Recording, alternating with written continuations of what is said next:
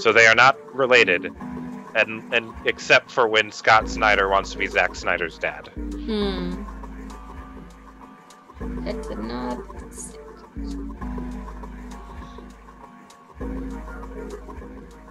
I'm gonna sneeze, guys.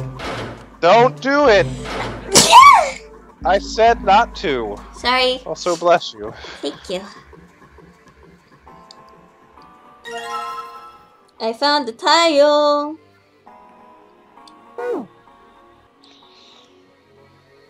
Junpei put the wet tile into his pocket.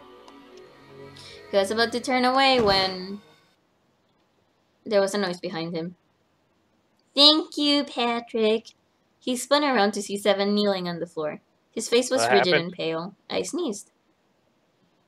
Oh, okay. The droplets of sweat covered his forehead. What's going on with Seven? He was concerned. He'd never seen Seven like this before. Slowly, the other man lifted himself to the feet on shaky legs. Yeah, I'm fine. I just got a little dizzy, that's all. It's a very nice tile, I agree. His face was pale and his breathing was heavy. Sweat was pouring off his face and staining his shirt. He was many things, but fine was not one of them. Are you sure? You don't look so good. Seven didn't answer. Half of his face was twisted as if distorted by extreme pain, and his eyes were glazed. Finally, he spoke. What am I doing here? His words made no sense. What are you talking about? We opened the number 2 door and walked in here. Don't tell me you forgot. No, that's not what I mean. He shook his head several times as if trying to clear something from it. It ain't much, but I think some of my memories came back. I think I've been here before. What? I said I've been in this room before. You were here? When? Why? I light Nona. Suddenly Seven was mumbling to himself. There were words Junpei didn't understand. Seven's hoarse voice trailed off, and Junpei couldn't make out what he said. What the hell was that? Seven's brow furrowed furiously, and he grounded his teeth back and forth. It's right here. There. I feel like I'm this close to remembering everything, but I just can't. Seven stopped, frustrated. He pulled his hat off and ran a hand through his hair. Then suddenly he looked up, his eyes wide. That's right! An experiment! There was some kind of experiment going on this ship. Oh shit! Exposition! Seven was 0 all along! An experiment? What sort of experiment? They were trying to control people, or something like that. Junpei didn't know what to make of Seven's story. Instead, he simply stared at Seven and continued. Aoi, Light, and Nona. Those were their names. Well, some of them. The kids that were there in the experiment, I mean. I think there were 4 or 5 more. I don't remember all their names. The biggest rival of Pixie Man. Coca-Cola Kid. Oh my god. It looks like designs taken straight from fucking Pepsi Dragon Man? Ball Z. Oh. No, it looks like Dragon Ball Z. Look at it. I'm playing a video game! Look at it. Fine, I'll look at it. I didn't mean to click that. I meant to click this. Oh yeah, definitely out of like Dragon Ball or... It's 90s cartoon. It's 90s cartoon. Yeah. That's what it is. That's right. That's why I'm here. Seven began to mumble to himself and wander aimlessly about the room. He looked confused. So far, as Junpei could tell, the man was simply rambling, and there were odd twitches to his movements. Experiment. Cradle pharmaceutical. Those kidnapped kids. Was I working that case? Seven continued to mumble to himself about things that meant nothing to Junpei. Junpei didn't have any answers for him, of course. He couldn't understand what was happening to Seven. All he could do was wait. After a few minutes, Seven finally stopped. He crouched down and looked under the bed. His face registered mild surprise and began to mumble to himself again. The hole's gone. No, maybe it was a different room. There's gotta be a ton of rooms in this boat that look just like this one. At last, Junpei couldn't contain himself any longer. Whatever. Hey, what exactly do you remember? Well, maybe you could stop talking like a crazy person and tell me what's going on here. You were talking so fast. Am I talking so fast that you don't understand what I'm saying? You're just talking faster and faster and faster and faster and faster. Faster. Spot. 7 stood up slowly. Jesus Christ, they ported Cool Spot to fucking everything, didn't they? Jesus. Damn. Well, it's not like I remember everything. I've only got bits and pieces, and they're scattered and don't make much sense. I don't care. Tell me about the bits and pieces then. Junpei could feel it. Whatever 7 had remembered, it was important. Very important. 7 drew a large muscled hand down across his face. As he wiped the sweat from his brow, he spoke. From what I can remember, I think I was a cop. A cop? Yeah, I was looking for that group of kids that got kidnapped 9 years ago. Of course, it was 9 years ago. You remember that, right? It was all over the news. Yeah, I was still in school. I don't remember all the details, but I do remember some of it. I think it was a bunch of kids right around my age. They all just disappeared. Nobody knew why.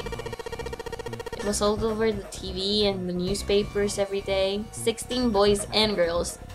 That's quite a bunch of kids, though. So you're saying you were investigating it? Yeah, that's what it looks like. And I guess I found something. There was this medical company called Cradle Pharmaceutical that had something to do with those kids. After I figured that out, I managed to get some information out of somebody who worked for them. They told me a ship would be leaving that night with all the kids in it. They were gonna be taken to some kind of big passenger ship somewhere out in the ocean. Oh, look at 7! Oh my god. And so, 7 had headed to the wharf. He kept to the shadows, and before long found the suspicious ship he'd been looking for. No, it's not 32, it was 16 in total, so I'm guessing 8 and 8. There were a number of human shapes moving near the ship. He definitely looks like a cop in that picture. What picture? Oh my god. Right? They were men in black suits. Many of them were carrying large bags onto the ship. The bags, there was something about the way they moved as they were carried. There could be no mistake. There were human beings in those bags. He had moved before he even realized he was going to. Out of the shadows he came, his gun already in his hand. He heard the words, "Don't move," but they weren't his. He felt metal touch the back of his head. Well, if we count Danganronpa, that sums up 32. What? Spoilers? What? Drop your gun, came the cold voice from behind him.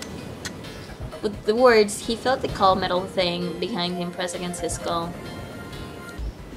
Let's just fake believe in how 999 and Danganronpa are in the same universe. I could definitely believe that, I'm gonna be honest. Slowly, 7 crouched down and laid his gun on the ground. Then suddenly, he felt a sharp pain in his neck. A needle. Was it some sort of drug? Nice. Those kids who were captured turns out to be murderers. Dun, dun. As he was thinking about that, 7 felt his face hit the cold concrete beneath him. He could feel the chill of it seeping into him.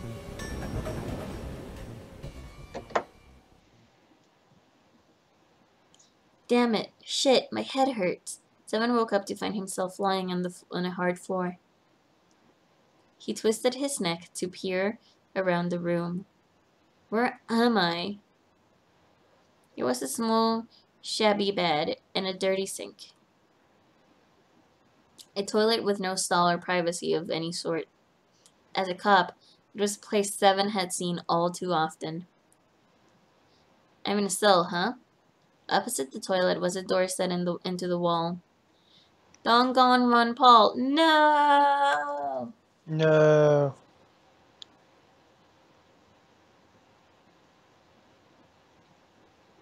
Seven struggled to his feet and hobbled towards it. He gave the door a good shove, then another, then tried pulling it.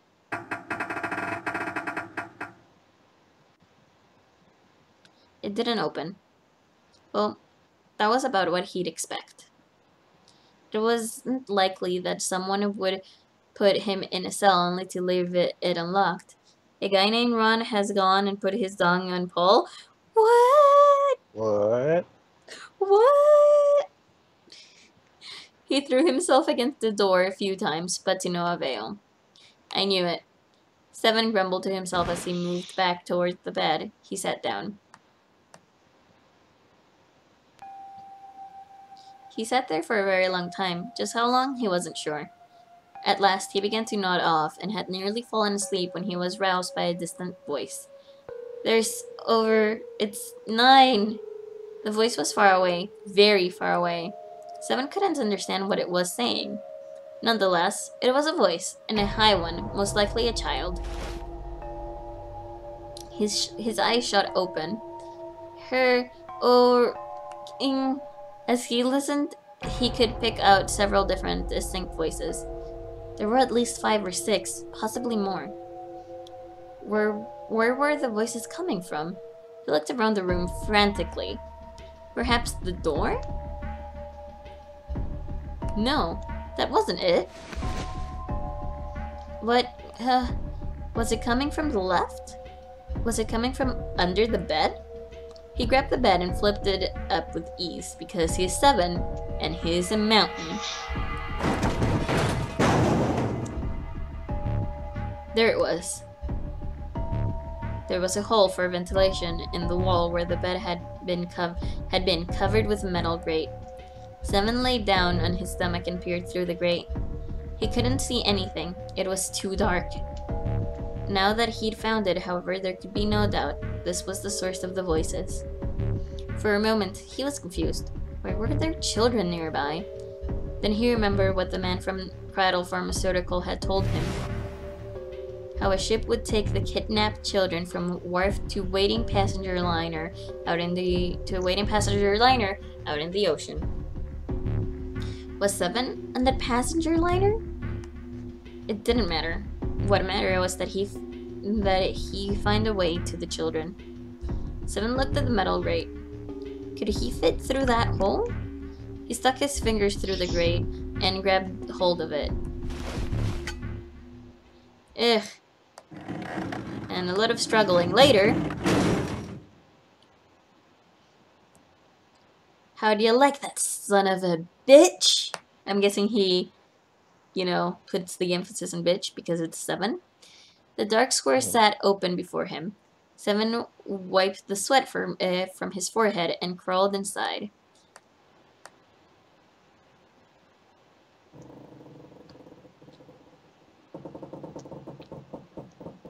Junpei waited for 7 to resume his story. The longer he waited, however, the clearer it became that 7 had no intention of doing so. He got silent and simply stared off into the air, his eyes blank. What happened after that? He'd waited long enough, but 7 shook his head. I don't remember what happens after that. I think I found some kind of door out of the duct. And I think I found some kids, too. Oh man, why can't I remember what happened next? Oh man, what happened to the kids, 7? Did you save them? I don't know if it was me.